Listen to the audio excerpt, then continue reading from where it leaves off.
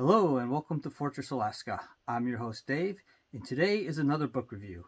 Today's book review will be on Sturmgewehr, From Firepower to Striking Power by Hans-Dieter Hendrich. I don't think I said that right. Anyway, so here's the book. It's a collector's grade publication. If you did not know, collector's grade is going away.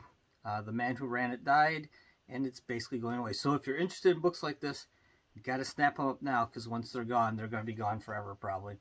Now this is the revised edition. It's been expanded. I never saw the first edition, so I don't know what the differences are.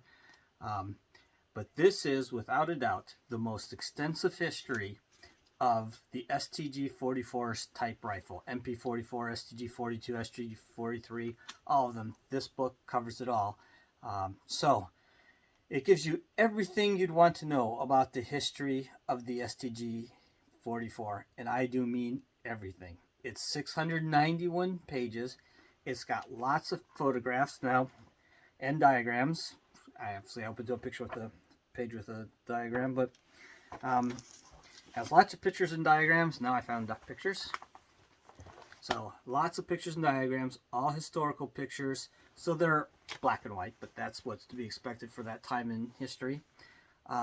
This is the complete history to include the development, design challenges, ammo development, trials reports, production numbers, actual combat after action reports, shortages in materials, shortages in ammo. It tells you everything about it. It's a complete breakdown of parts with diagrams. It talks about the competing rifle designs, competition with it and the FG-42, competition for resources and acceptance. It talks about the various ammo types. It discusses the differences between the open bolt and the closed bolt versions. Talks about the magazine development and why it was standard to only fill with 25 rounds instead of 30, even though it was a 30-round magazines, and their efforts to improve that as the war went on. Talks about the various manufacturers. It talks about the stocks changes, handguards, and developments of those. It gives the pricing for production for wartime use. Talks about the simplification process the STG rifles went under.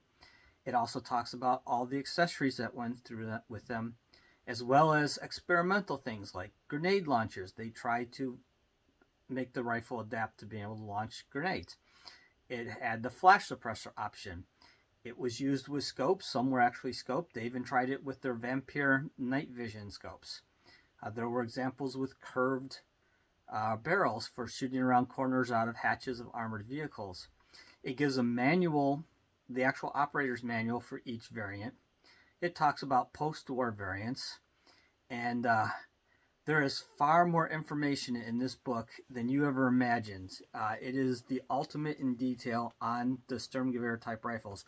So if you're interested in this book, I highly suggest you get it right away, because it is going to go away. And when they run out, they run out. They'll probably never be produced again. But just some quick things. As you can see, it talks about the type of bullets that they use, the actual bullet. Here are some post-war images. Here we go. Curved barrels. Just various things I mentioned already. But it's all inclusive. In here, even shows their layout of their firing test range for when they were evaluating the rifle for combat use. So it is covered in nauseating detail. I will say this. This is a book for someone who is truly interested in the Sturmgewehr and everything that went around it. This is not casual reading. This is textbook reading. You have to have a real love of history and a real interest in this rifle. Otherwise, this book would not be for you. This is not for everyone. This is someone who seriously wants to know every bit and every detail about the Sturmgewehr rifle and its development. Well, that's it. If you're interested, please go on and find it and get it. Because I tell you, like the original Black Rifle book, which is now like $300 plus a copy, this book's going to go up in value quickly once they run out of the stocks they have. Before they reissued this book, it was selling for over $1,200 a copy. That's why I never bought one. Then they reissued them, and they're down in the $120, $130 range. So I got one. So anyways, Once again, this is Fortress Alaska. Please like and subscribe, share if you can. Check out my Facebook page. It's a good place to find upcoming videos that I'm working on. I generally do the title card first and post it up there, and then work on the video, whether it take a week, a month, or 2 months to get the video put together. But the Facebook page lets you know it's coming.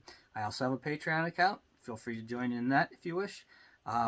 Most importantly, I hope you have a good day and try to get out and go shooting.